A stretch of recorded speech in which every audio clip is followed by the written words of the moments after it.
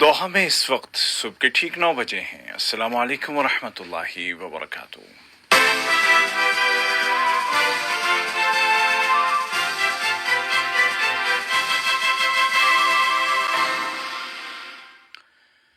ये Urdu radio Qatar FM 107 है। बाप उबैद ताहिर से आज का पहला नशरिया समाअत कीजिए। इब्तिदा में पेश खिदमत हैं इस वक्त की अहम सुर्खियाँ।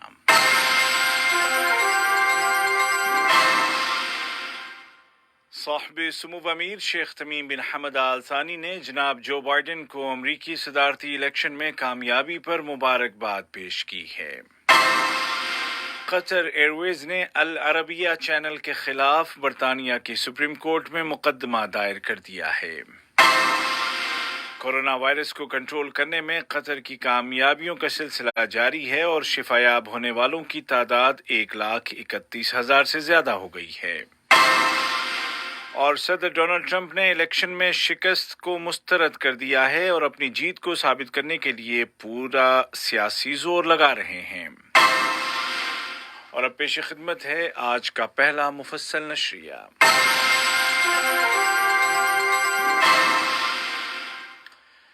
बिस्मिल्लाहिर्रहमानिर्रहीम।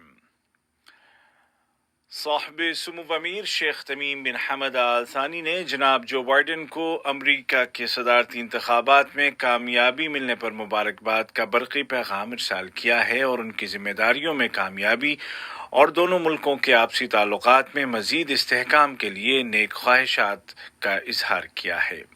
साहिब सुमू अमीर ने ट्विटर पर अपने पैगाम में उम्मीद जाहिर की कि कतर और अमरीका के दरमियान कायम दोस्ती को मुस्तहकम करने के लिए मुश्तरका अमल जारी रहेगा। साहिब सुमू अमीर शेख तमीम बिन हमद आल सानी ने जनाब लुइस एल्बर्टो आर्सी को बोलीविया के सदर का ओहदा संभालने के मौके पर मुबारकबाद का बरक़ी पैगाम इरसाल किया और उनकी जिम्मेदारियों में कामयाबी और बोलीविया के अवाम की मजीद खुशहाली के लिए नेक तमन्नाओं का इजहार किया।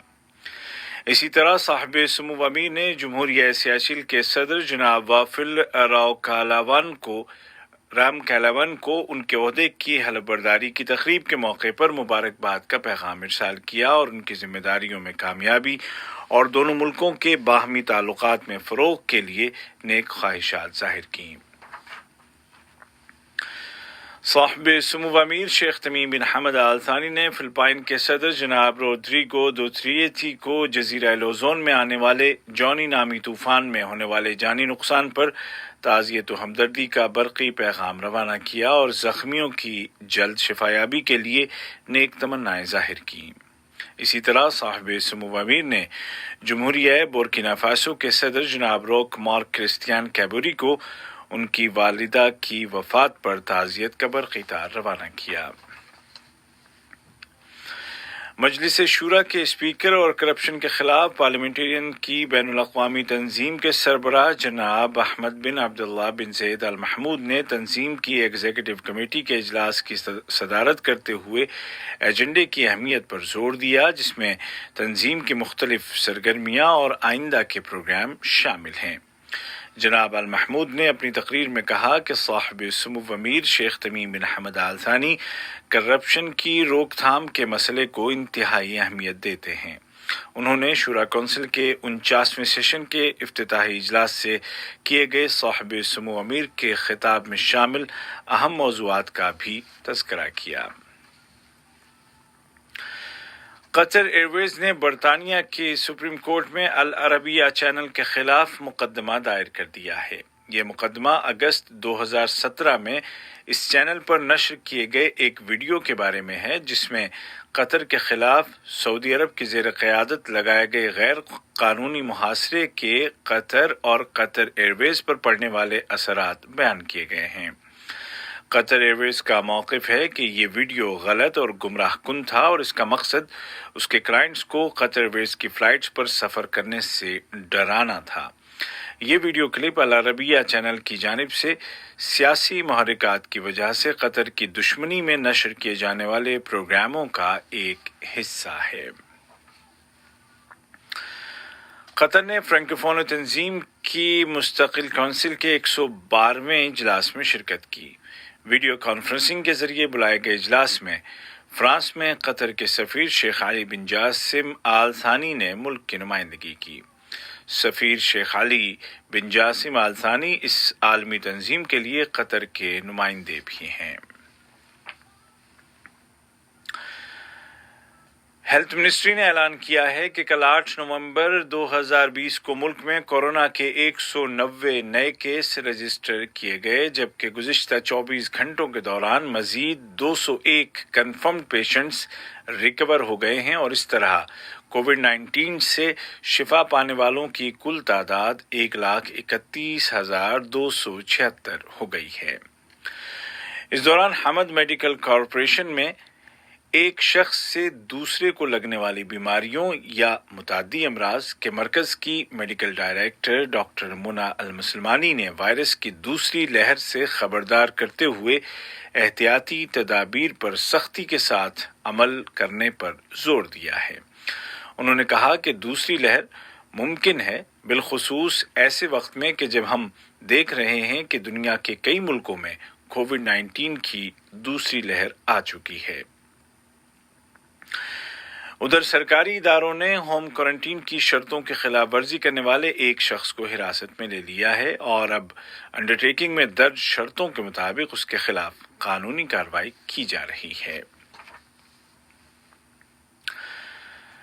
عالمی سطح پر کورونا وبا کی روک تھام کے لیے قطر کی کوششوں کے ضمن میں قطری ہلال احمر نے اعلان کیا ہے کہ وہ WHO کے ساتھ مل کر شام کے شمالی علاقوں میں چلتے پھرتے نفسیاتی کلینک نامی پروجیکٹ شروع کر رہا ہے۔ اس پروجیکٹ کا مقصد کورونا وائرس کووڈ 19 کے نفسیاتی اور سماجی زندگی پر پڑنے والے منفی اثرات کو دور کرنے کی کوشش کرنا ہے۔ یہ خبریں آپ اردو ریڈیو قطر FM 107 سے سن رہے ہیں۔ امریکہ کے صدارتی الیکشن کے نتائج کے مطابق ڈیموکریٹ امیدوار جو بائیڈن نے الیکٹورل کالج میں 290 ووٹ حاصل کیے ہیں، جبکہ ان کے حریف موجودہ ریپبلکن صدر ڈونلڈ ٹرمپ کے صرف 214 ووٹ ہیں، اور اس طرح جو بائیڈن امریکہ کے 46ویں صدر منتخب ہو گئے ہیں، لیکن انہیں جنوری 2021 میں ابھی ایک اور بڑی سیاسی لڑائی لڑنا ہوگی تاکہ ان کی پارٹی کو سینٹ میں بھی اکثریت حاصل ہو جائے، جہاں فی الوقت ریپبلکن کی اکثریت ہے۔ منتخب صدر جو بائیڈن کو اپنا عہدہ سنبھالتے ہی متعدد اہم امور کا سامنا کرنا ہوگا، جن میں خارجہ تعلقات کی سطح پر متعدد مسائل ہیں۔ امریکی صدارتی الیکشن کی روایت یہ رہی ہے کہ ہارنے والا امیدوار ٹیلی فون کال کر کے جیتنے والے کینڈیڈیٹ کو مبارکباد پیش کرتا ہے، جس کے بعد کامیاب امیدوار کے قوم سے خطاب کے لیے تاریخ اور وقت کا تعین کیا جاتا ہے، لیکن صدر ڈونلڈ ٹرمپ نے سابقہ ان روایات کے برخلاف جو بائیڈن کو مبارکباد پیش نہیں کی، بلکہ وہ الیکشن کے نتائج کو اب بھی مسترد کر رہے ہیں۔ امریکی قانون کے مطابق صدر ڈونلڈ ٹرمپ جنوری 2021 کی 20 تاریخ تک قانونی طور پر امریکہ کے صدر ہیں، اور اس وقت تک ان کے پاس تمام صدارتی اختیارات بھی ہوں گے۔ صدر ٹرمپ اپنی فتح ثابت کرنے کے لیے پورا سیاسی زور لگا رہے ہیں۔ آج کا پہلا نشریہ ختم ہونے سے قبل اس وقت کی اہم سرخیاں ایک مرتبہ پھر سن لیجیے۔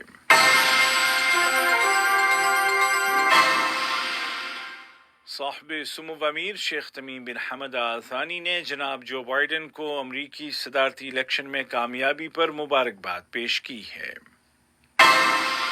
قطر ایئر ویز نے العربیہ چینل کے خلاف برطانیہ کی سپریم کورٹ میں مقدمہ دائر کر دیا ہے۔